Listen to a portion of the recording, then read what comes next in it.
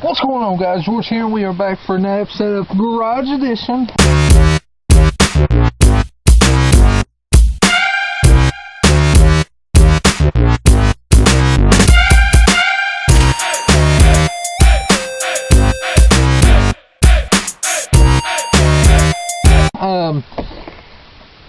I've done a review and everything about this Dodge Vault. It's got the 9-inch lift, 35s Dodge Ram 1500. We're gonna work on it, make it a monster, make it cool. One of the things, when I first got it, it's a project truck, I know that. But one of the things is it kept the battery kept dying. I was like, what in the world? Well, it had a little.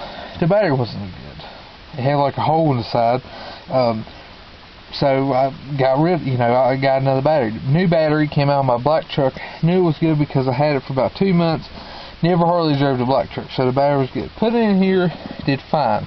I let it sit for almost a week, and it just dead. Ain't doing nothing. So I was like, something's staying on. So I got my test light, got my tools. But when I went to get in this morning, I was doing a vlog. I was wanting to see if it started because I had a jump start it yesterday. You can hear this.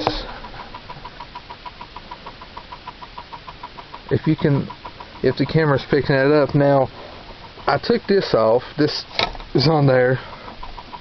It sounds like it's a seatbelt. When we put the key in, let's put the key in, turn the ignition. Now, I turned the dome light off and everything, so when the door was open, it wouldn't. So if you turn, get the key in, it doesn't do nothing. The truck won't start. The battery's too dead. But the seat belt,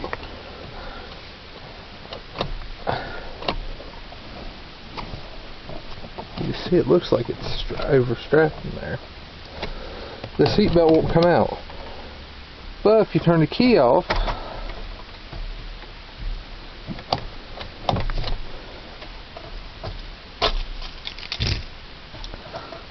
it stops.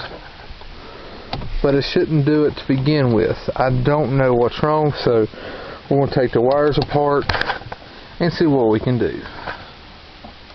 Guys, so I said that my seatbelt was ticking, like you could hear the little click, click, click. I guess it was trying to correct itself. Well, now I unplugged everything. We did have a wire that had power going on constantly, but I don't know, this side is the only one that had power. That side, when I started the truck, both had power. But the seatbelt was jumbled up in there.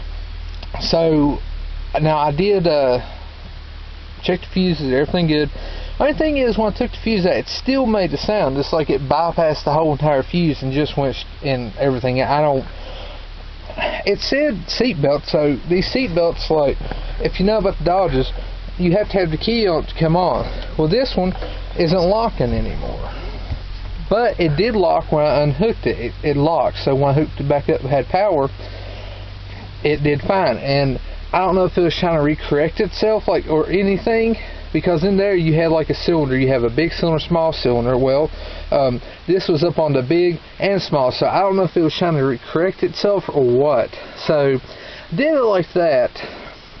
Worst case scenario, I'll have to unplug it every time I leave the truck sit for a while. But it's charged, the battery's charged up. This truck will start back up now. You don't hear the sound. I don't like that it's not staying back in there, because that shows that we didn't fix the problem. Whatever it was, we didn't fix it, because it's the other side will lock and this side won't. But I don't want my battery to go down. So long as the battery don't go down, I'm fine, and the seatbelts still come out. That's why I hate about this. The only thing I hate about these trucks is the seatbelts. You can't switch the seat out unless you have seats with seatbelts in them, because we don't have no door pillars here, so the seatbelts has to be built into the seat. Hate that. That's like the next thing you'd have to do. Either get, I think it's like Tahoe or Chevy Silverado seats that's got the seatbelt built in them also, because that's the only other seats I've seen with the seatbelt built into the head, the harness here in the seat. Or get like racing seats with the 5-point harness. This is not a race car. I don't want the 5-point harness. I just want to be comfortable. If I put any other seats in here, it'd be like brand new Dodge, like limited edition leather or Dodge Rebel seats or something. But I'm not paying $1,000 for 2 seats that I sit my butt on all day. But it's like we didn't fix it, and it's bothering me. Like, I checked the fuse panel, I checked the seat belt, and that it wasn't blowed or anything. Sorry for the truck being dirty. I have not cleaned it since I got it. I ain't even cleaned it. It's just I've been busy and haven't got to work on it. I did take that apart. This first pink wire has, I took my light tester. The pink wire does have power to it. The blue one doesn't, but when you start it up, the blue one gets power to it, and I think it's for the other seat because this goes through to the other seat also. So I think that's what that's for. So I don't know why it was clicking. I think I'm going to take it for a ride, and I'll just check on it tomorrow and see if the battery's dead and everything, and I'll do an update video if it fixed it. Like I said, seatbelt might have been jumbled up in there, terminals might have been corroded, so I might have helped it out by removing everything. I did reset, I took the battery terminal off, let it sit there for about 5 minutes, put it back on, so hopefully that kind of reset something. Sorry that I couldn't tell you what it was. I wish I knew what it was, but you know, it's like I want to know when my battery was going dead, so I think that's the culprit. So we will see. It went dead before, and yesterday I started, took it out there, but I didn't put my seatbelt on, so because we live on like a 1-lane road out my driveway, you don't need a seatbelt. So it's not, you know, I didn't have to put my seatbelt. I didn't figure that.